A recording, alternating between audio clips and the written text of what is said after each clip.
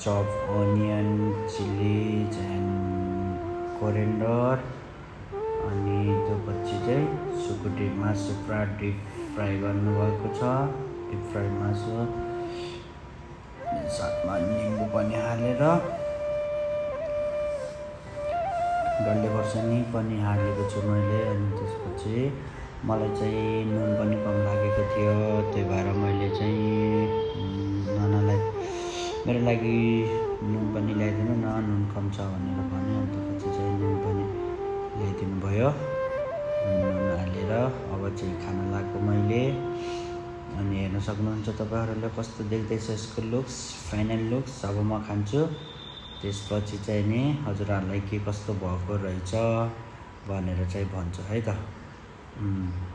मैले चाहिँ खाइरहेको छु। त्यतिखेर खाँदा जाँदाखेरि चाहिँ मलाई चाहिँ यो हिसाबले टेस्ट चाहिँ एकदम राम्रो लाग्यो, मलाई मजा आयो खाएर। तपाईँहरू पनि यसरी नै बनाएर घरमा खानु होला। सानो सानो भिडियोहरू चाहिँ बनाएर हाल्दाखेरि पनि हुन्छ।